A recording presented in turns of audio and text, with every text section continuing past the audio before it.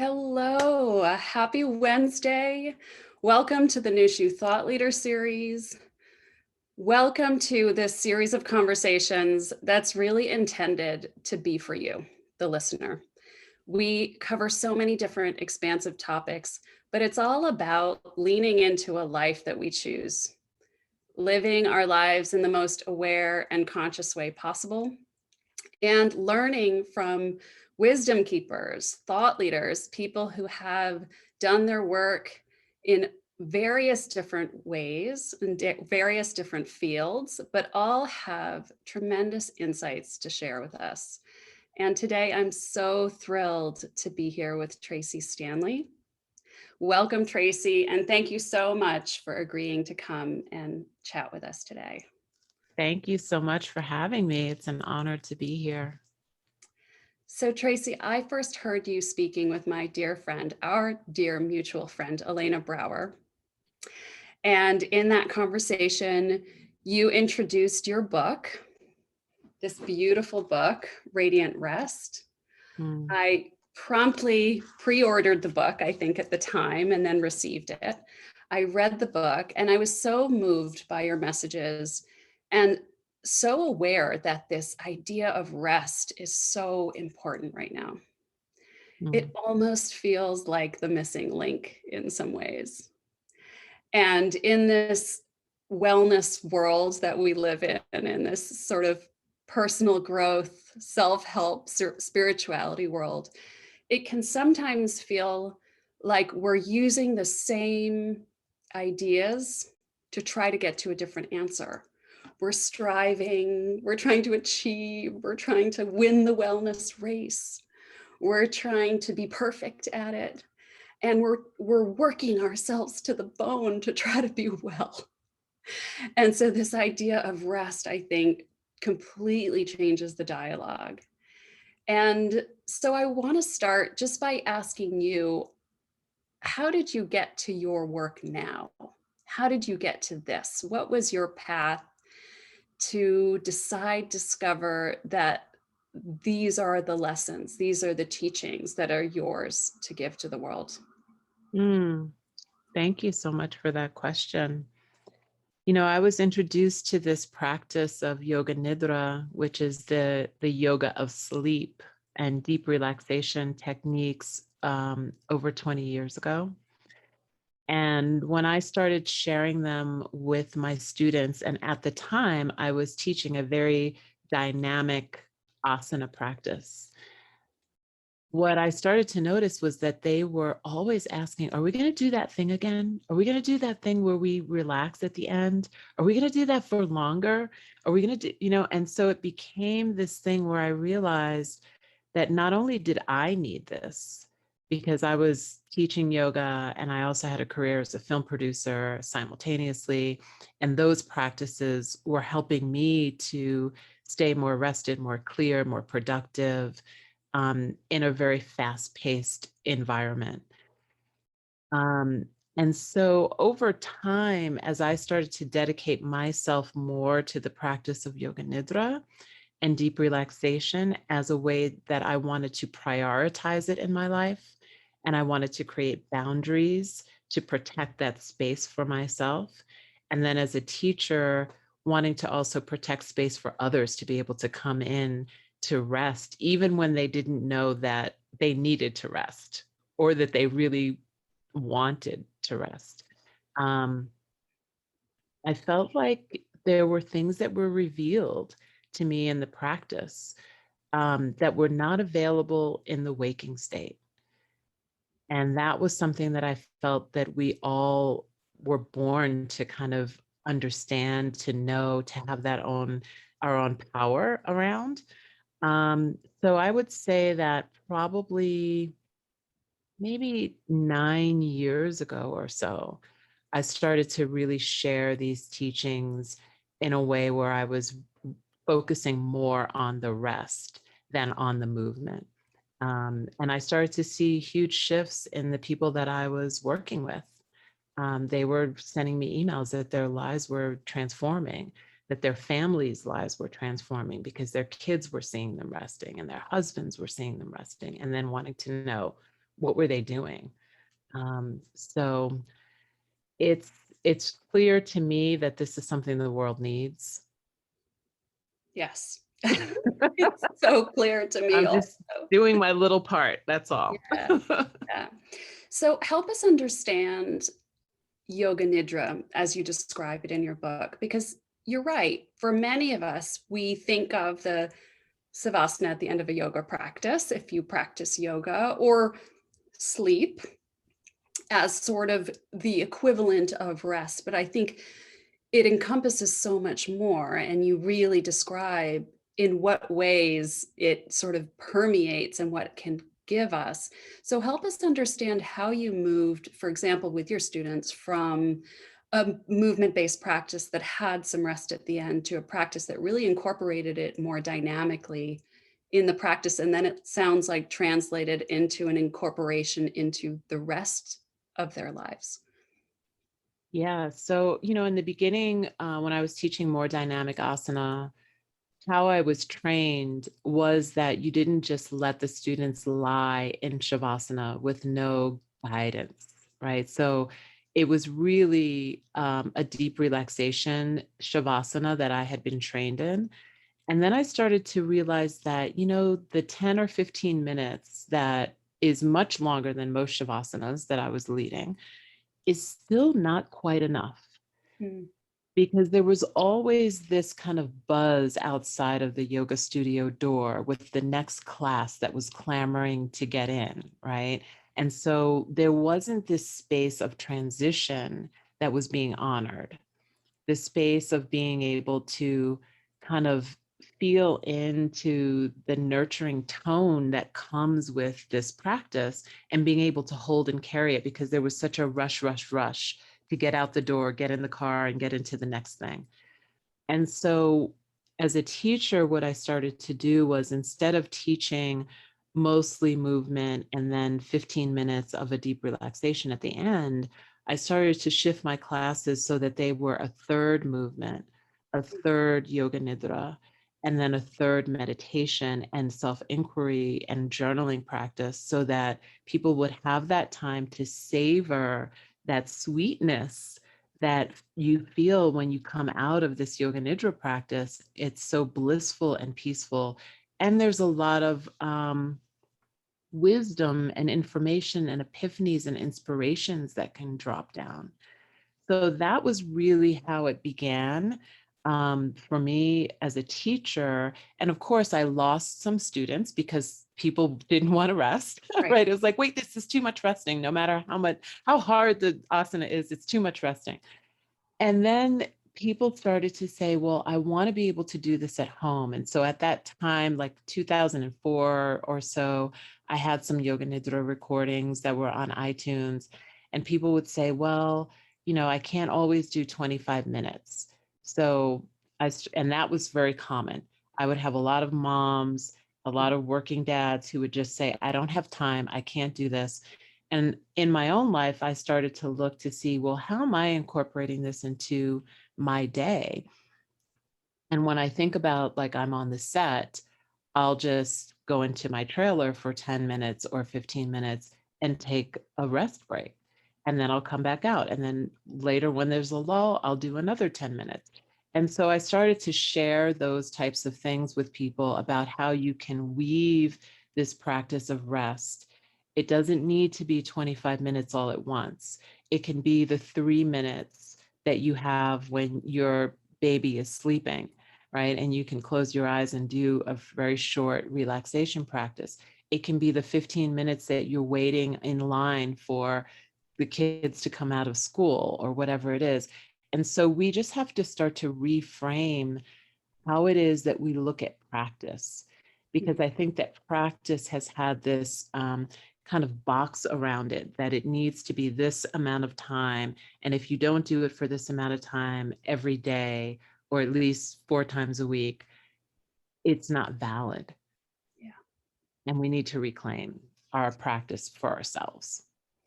Yeah, there are so many threads to pick up here, Tracee, but I think the one that you mentioned, the I don't have time one, is one that I really come across a lot. And what I hear so often from people is, I have no time, I'm overwhelmed, and I'm exhausted. Mhm. It's such a common refrain, particularly for my demographic. You know, I'm in my mid 40s. I'm a mom with kids at home. I have a business that I'm running. Overwhelmed, exhausted, and I have no time. And then the practices become burdens because they're being added to the to-do list. And so what I've really found is that there has to be this interplay of awareness and practice, where just being aware, oh, I'm really tired. I could use 10 minutes right now. Do Mhm. I have it? Yes, I can sit down for 10 minutes and honor the feeling I have in my body, the fact that I can feel my nervous system's a little bit up, and taking those moments where you're actually creating space in your life rather than sort of putting it on your to-do list. And what I saw in your book is a beautiful interplay between those two, a beautiful interplay between that structure of practice, but also the sort of, you know, in math, it's like you can have the equation or you can derive the equation. It's Mhm. almost like you're deriving the understanding of what it means, honoring that for yourself, and then the opportunities arise rather than being a burden. I love that. And I completely agree that, again, this is about a reframe. I think when we think about practice, we think about practice in the form of discipline. Mhm. Most of us, a lot of us have been trained by male yoga teachers and in lineages where it's like same time, same place, same length of time, or else it doesn't work. And so my suggestion in the book is really to kind of shift this idea of discipline to devotion. Mm, And that's then yeah, and then consider, what is it that you are devoted to? So claim what you're devoted to. Am I devoted to my own self-care? Am I devoted to resting? Am I devoted to thriving? And if I am, then I can start to reclaim these small little pockets of time. And when I bring that awareness, which is the awareness that you're speaking of, you start to see the transitions that occur where there's moments where you can reclaim your practice. And at the same time, I think that it's really important for us to be able to look really honestly at where our distractions are. Where do we waste time? mm, Where do we do things that are not moving our lives towards thriving, towards self-care, towards resting, and start to eliminate those things? Because, the 20 seconds of beginning to scroll on Instagram can easily turn to 15 minutes. And that 15 minutes is time that's being stolen from you, right? You're actually giving it away. That's you giving away your power to be able to rest, your power to be able to be in repose for those 15 minutes. So for the people listening, it's a wonderful idea to just sit down and write a list of all of the ways that you distract yourself during the day, that you waste time, and see where you can begin to bring that awareness that you were speaking of into those spaces and say, okay, I'm going to stop this and I'm going to create a transition into rest because I'm devoted more to my self-care and more to my well-being than I am to these external forces that are trying to tell me to keep doing, to keep scrolling, scrolling, scrolling, and is really moving me away from thriving. yeah. And I think it's so important, Tracee, because what I am aware of is that there is a reality of people's lives, right? If you have a job and children and groceries and cleaning and laundry and dinner, you know, I think that it can sometimes be discouraging to sort of have this image of rest as sort of this life of leisure where we're just lying around whenever we want, you know. This can be incorporated into a very full life with responsibilities and obligations, you know? And I think that what we can create though for ourselves is so much space where we're leaking or wasting energy, you know, and creating small moments that can make big differences. So if the reality of your life is that you have a job and you have responsibilities for your family or otherwise, that you don't have to sort of magically transform your life into a life where you can do an hour practice every morning and you can, you know, it's almost that shift in from discipline to devotion is the key, not the amount of time that you spend, Yeah. not the way it looks, but that sort of internal devotion to your own peace and rest and space and spaciousness created by eliminating energy leakages like difficult, toxic people, if you can. Yeah. For Yeah. example, Yeah. that one takes up a That, lot of y- energy. yes. Gossiping and negative energy are the first two things to mark off the list of, we don't have time for this. We can reclaim our rest time for that. And then I think the other lie that we need to really eliminate is that rest is a luxury, Yeah, that's right? right. Because if rest is a luxury, it means that you have to work to earn it, right? So rest is literally a birthright, right? I have a friend who was here at my house early this morning, and she was showing me a picture of her little grandson who was floating in a pool. He's like less than 1 years old, and he had his little hands folded and his eyes closed.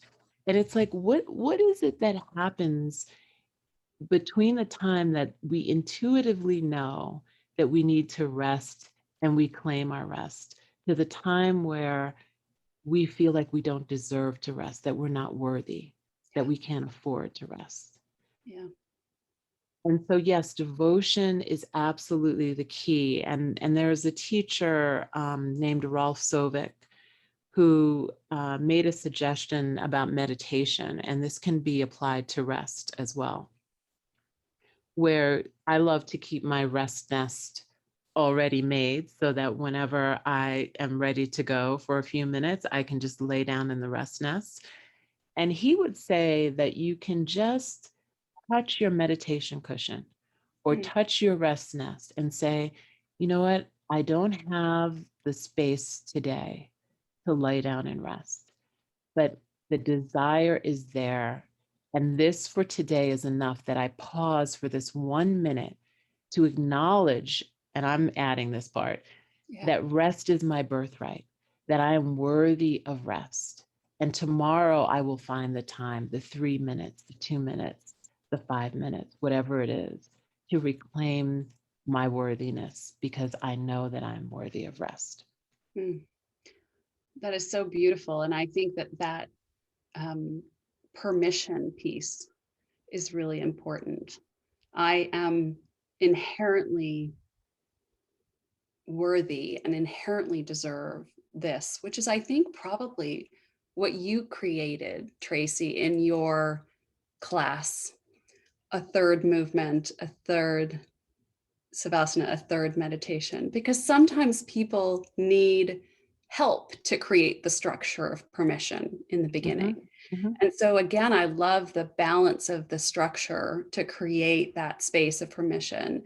And then the belief that it arises in us when we do that, that even when we don't have the structure, even when we don't have the time, I don't have the moment to do it, but I still am worthy of it. I'm still worthy of having that space in my life. Yeah. And I want to shift a little bit to what you talk about in terms of self practice. Mm-hmm.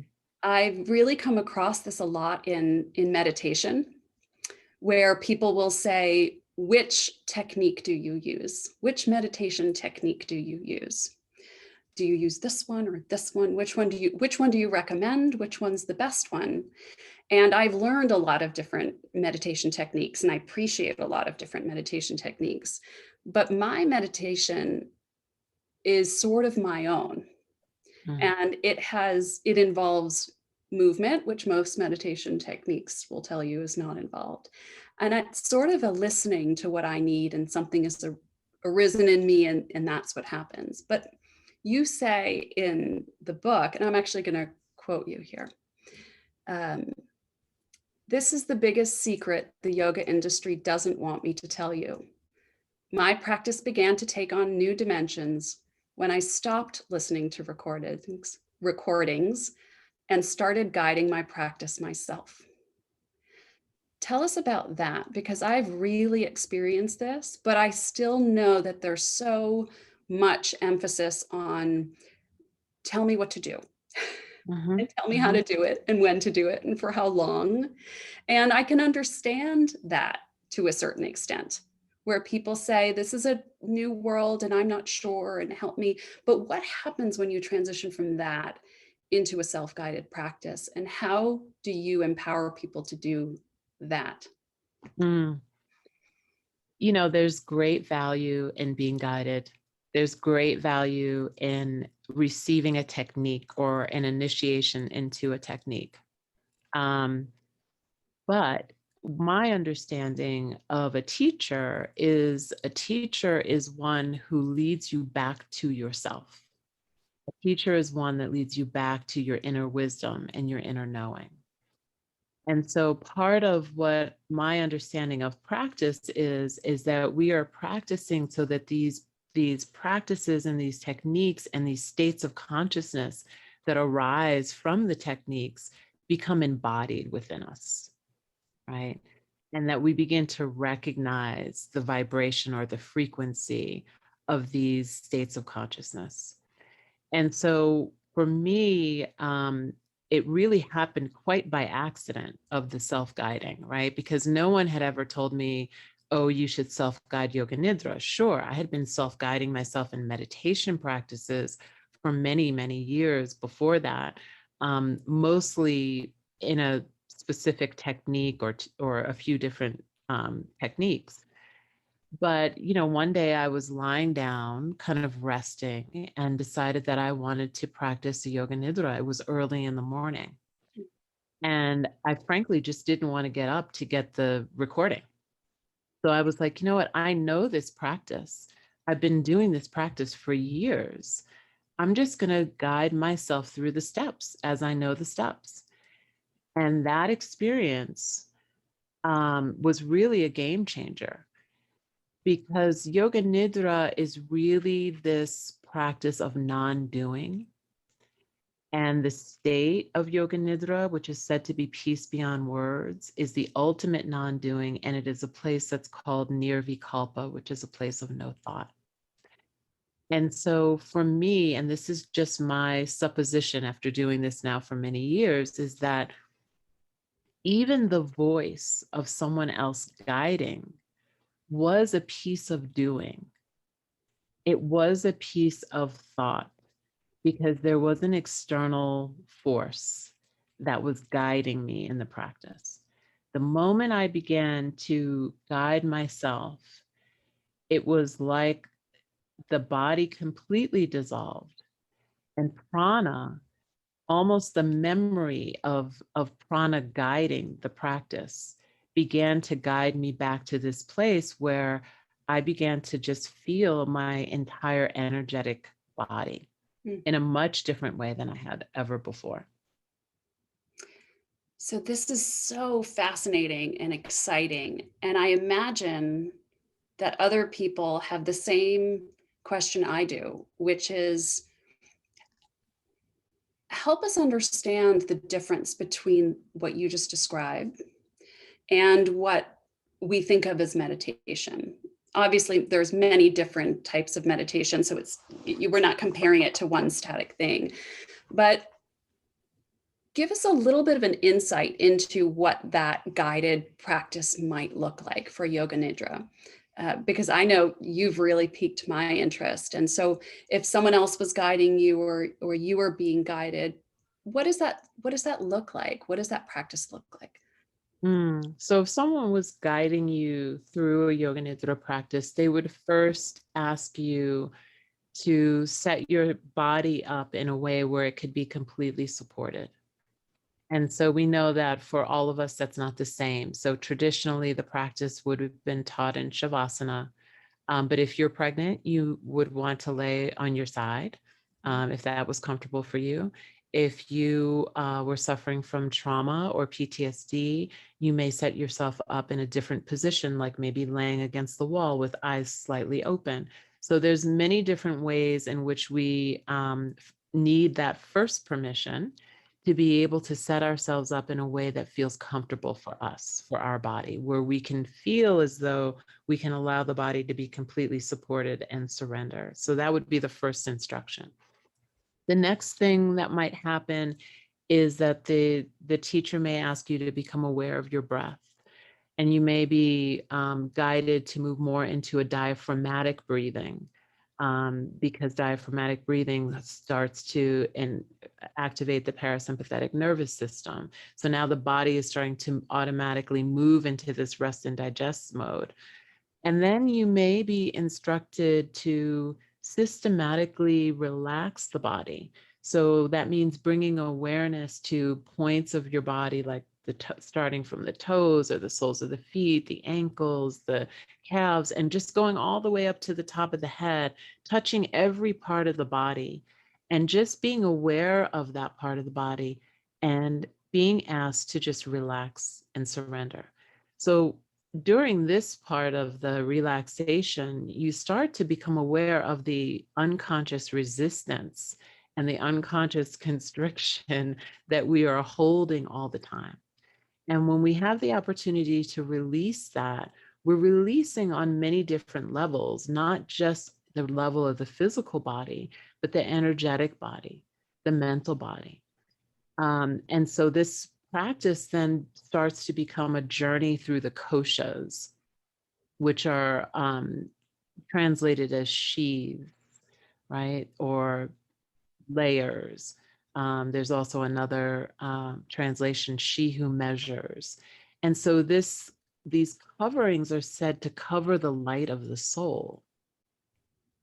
And one of the kind of points of yoga is that we transcend the koshas. We transcend these coverings that are covering the light of our soul, because it is our birthright, once again, to be able to know this light of our soul.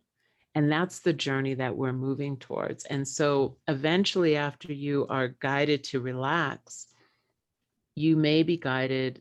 In some traditions, there are visualizations.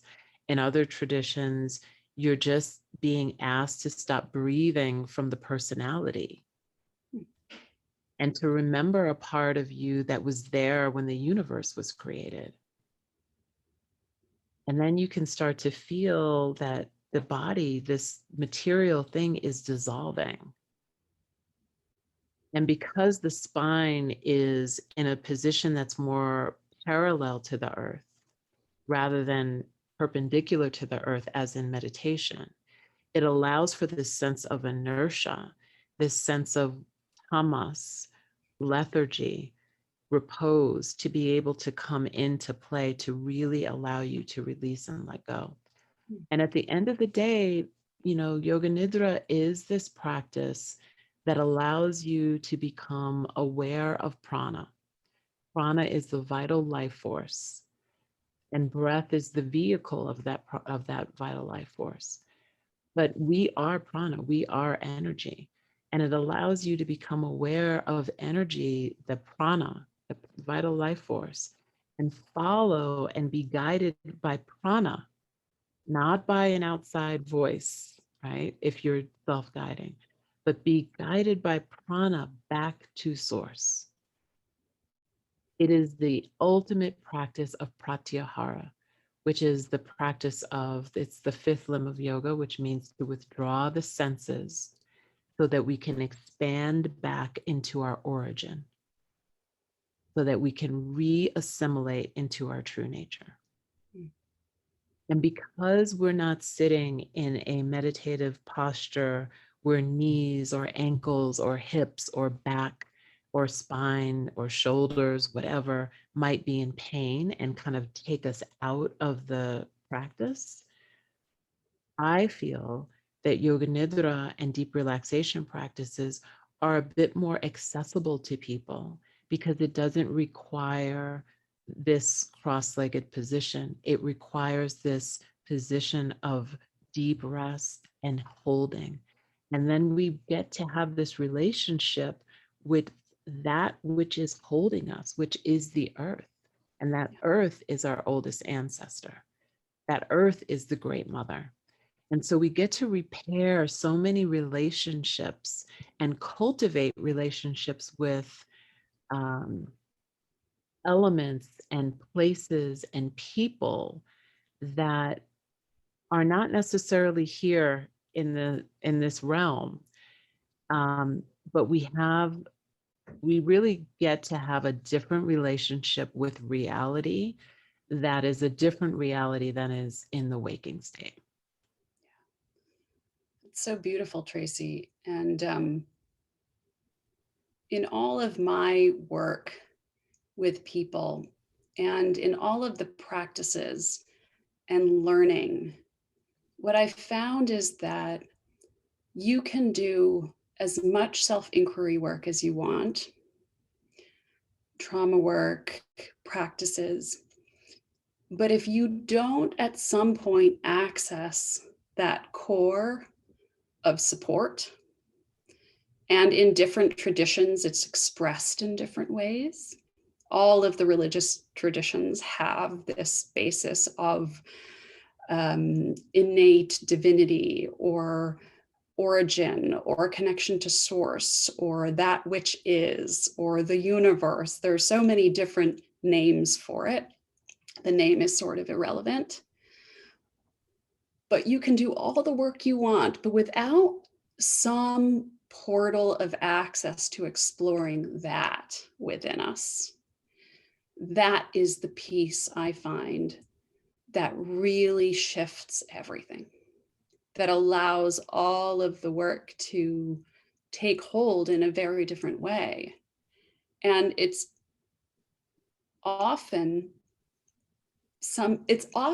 proposed at something as something that is at the end of a road of strict discipline and pain and struggle. And so it's so beautiful to think of it as something that is so available to all of us. And that struggle is not a requirement No, for no, that, yeah. experiencing it.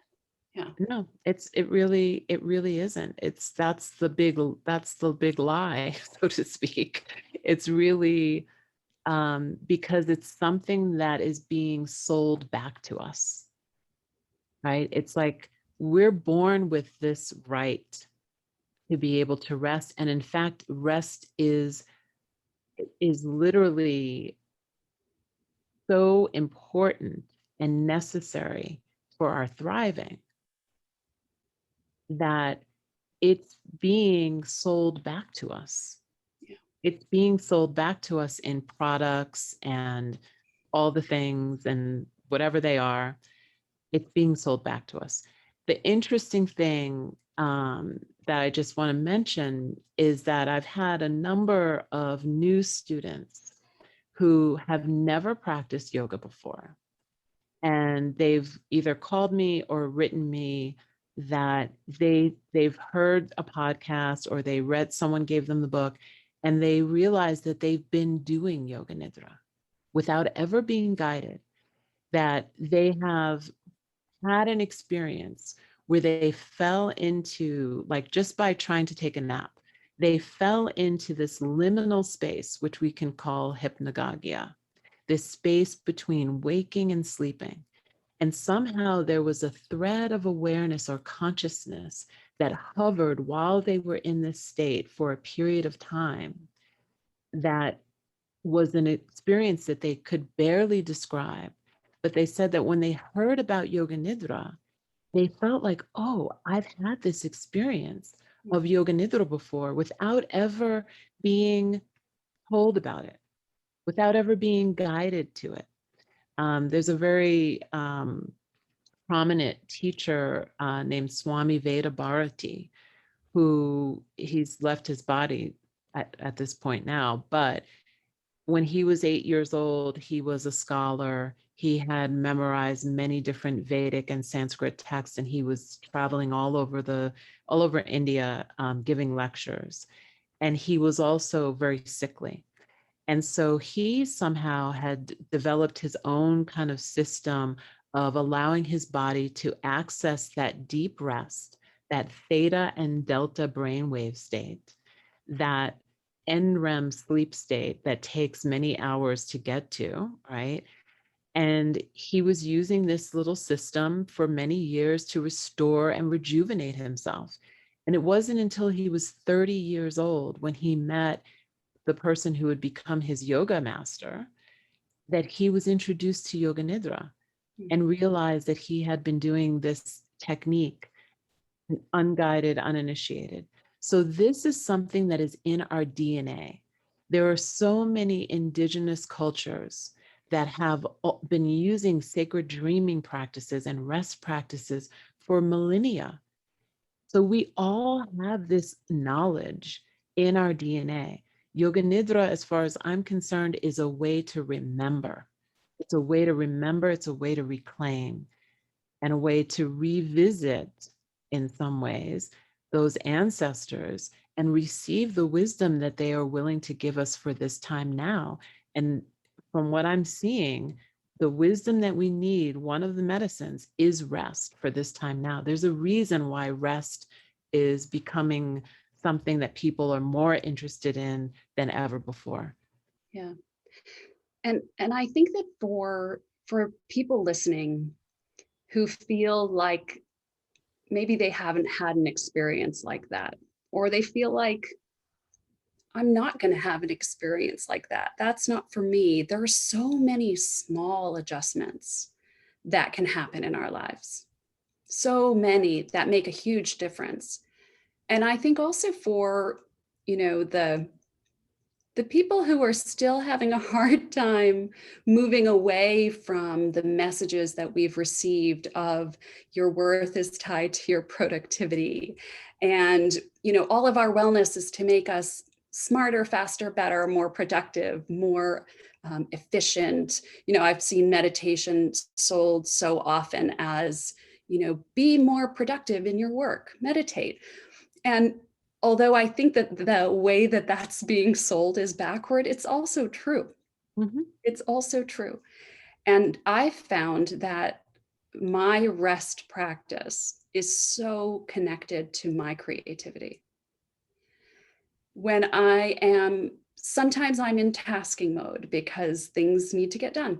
And I'm in tasking mode. And then I know that if I create space for myself, if I create rest space for myself, when I'm not reaching for anything, when I'm not trying for anything, there are so many ideas that bubble up, so many realizations that bubble up, directions for my business or my practice or what I should do in my family. And so it's a little bit counterintuitive, right? It's almost like when you let go of needing to grab onto the next thing, it just arises and arrives for you.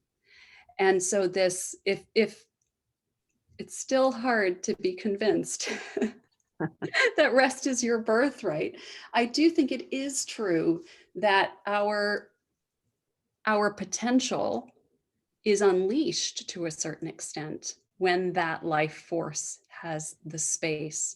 And I think combined with creating an awareness of the places where our energy is leaking, creating an awareness of where we're wasting time. I have, 5 children and a business, and I'm less busy and overwhelmed and exhausted now than when I had one child. Mm-hmm. And it has nothing to do with how much responsibility I have or what I do. It's that I honor these ebbs and flows. And you reference Kate Northrup in your book also. And I think that her idea of there's a season for everything. There's a season Mhm. when, you know, you have a book deadline and you need to sit down and write the book. That's reality. And then there's other seasons. And so I'm wondering how you think about that ebb and flow in your life. How do you incorporate that into your, maybe it's your day or your week or your Mm, year? How do you think about what you're putting out into the world? mm, What pace?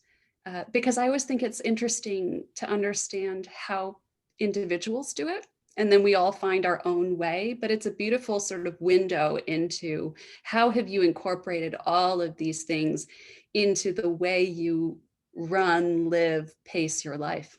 mm. First thing is, I think, understanding your personal cycles. Right.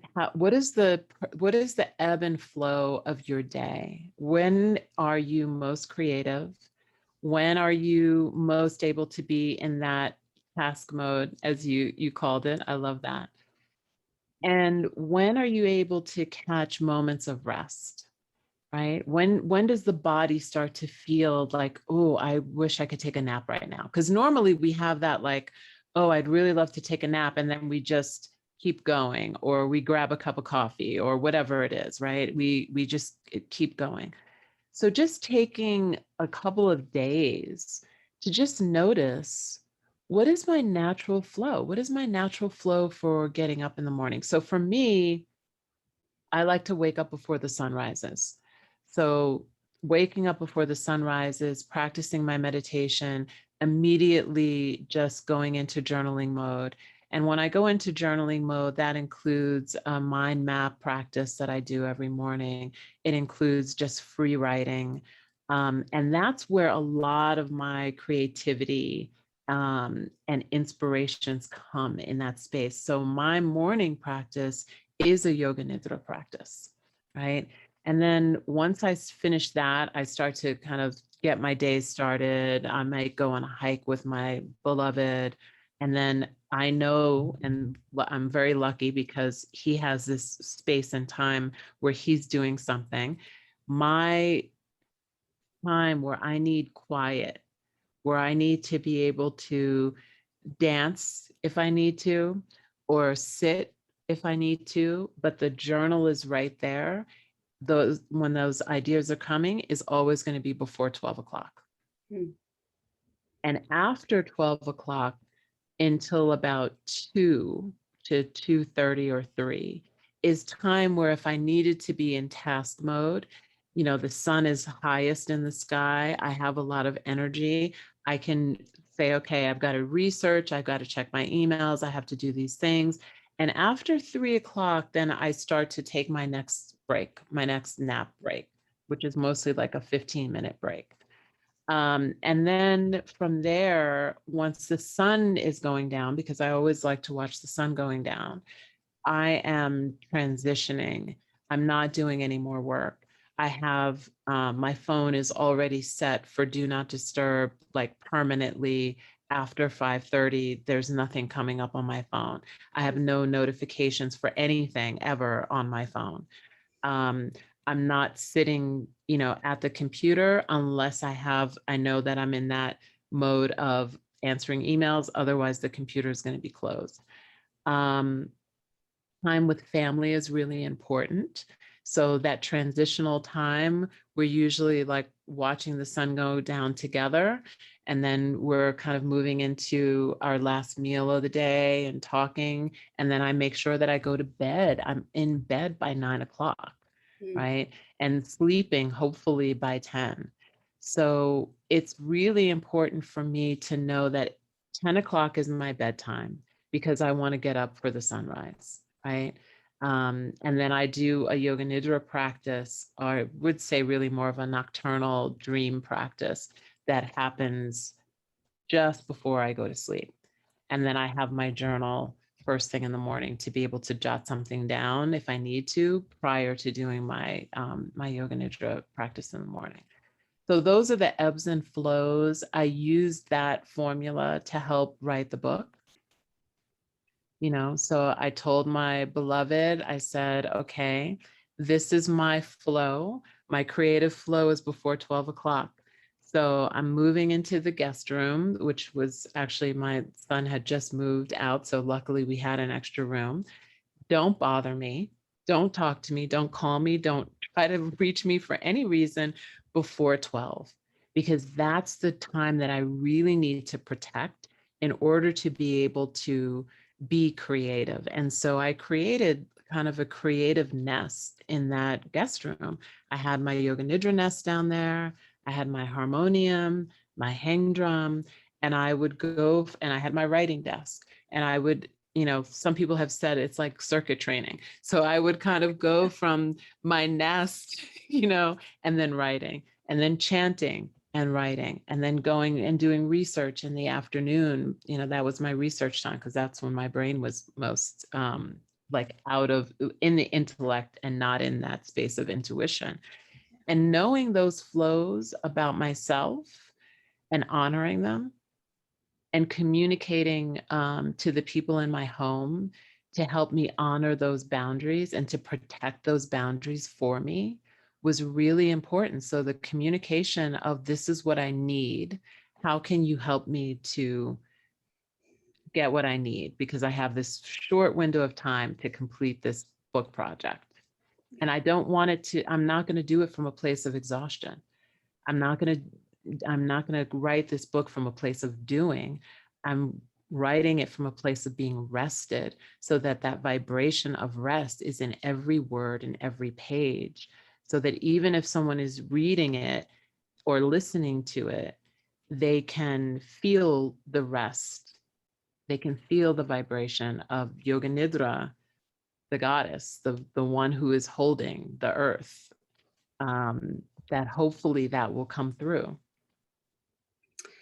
Yeah, I love the way you describe your nest and your stations on your circuit, because what it brings up for me is that you have set yourself up for success by honoring your needs, by first identifying, what time of Yeah. day, what do I need, what kind of a space do I need, how do I want it to look. And so it's this sort of counterintuitive thing where we feel like, oh my gosh, I have to write a book. It's going to be so hard. I have to grind it out. It's going to be stressful.